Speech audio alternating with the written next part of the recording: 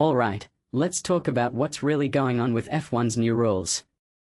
Imagine one of the greatest drivers in the sport calling the product a joke and comparing it to Mario Kart. That's where we are in 2026. Max Verstappen isn't just salty about losing races, this is a philosophical battle over what F1 should be. And honestly, this isn't just about him. It's about the soul of the sport.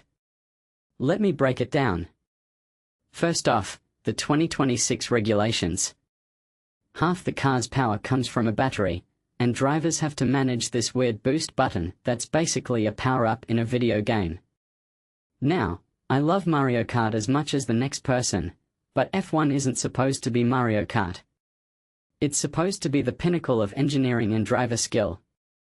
When Verstappen says this isn't racing, he's not just complaining about losing, he's pointing out that the sport is prioritizing gimmicks over authenticity. And here's the kicker, he's not wrong. What happens when you design racing around a mechanic that lets drivers overtake with a button press? You get artificial drama. You get battles where the outcome depends on battery management more than braking points or throttle control. That's not racing, it's a tech demo. But wait, F1's response? They're hyping up the number of overtakes this season. Look at all the action, they say. But what many people don't realize is that quantity doesn't equal quality. Overtakes mean nothing if they're dictated by energy-saving algorithms instead of a driver's ability to read a corner. This raises a deeper question. Is F1 trying to attract new fans by dumbing things down? Because from my perspective, you're alienating the core audience that actually understands why this feels hollow. Real fans don't want scripted excitement, they want the purity of competition. And then there's the politics. Verstappen calls the regulations terrible and political, which is fascinating because he's essentially accusing F1 of favoring teams that benefit from the status quo. Think about it, the teams with the advantage now are the ones winning, so of course they'll defend the rules. But what's best for the sport long term? This isn't just about Red Bull's frustrations, it's a systemic issue. When decisions are driven by short-term gains for a few teams, the entire product suffers. And let's be honest, F1 has always been political, but this feels like a tipping point. If the sport becomes a battleground for tech gimmicks and power plays, what's left for the purists? Here's what I find fascinating. Verstappen isn't asking for favors. He's arguing for the integrity of racing itself.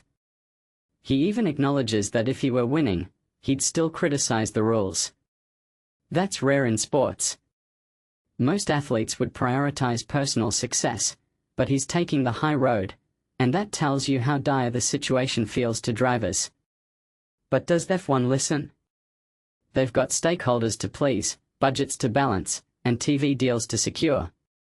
The problem is, if they keep chasing quick wins, they'll lose the essence that made F1 iconic.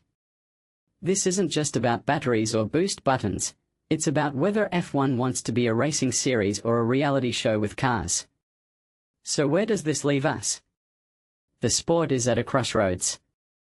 You can tweak the regulations all you want, but Verstappen is right. The flaw is fundamental. If F1 wants to survive, it needs to ask itself a hard question. Should the future be built on innovation that enhances racing, or innovation that distracts from it? Personally, I think the answer is clear. But I want to hear from you. Do you care about the purity of racing, or are you fine with F1 becoming Mario Kart, the sequel? Drop your thoughts below. Because this isn't just Max's fight, it's a fight for what F1 stands for next.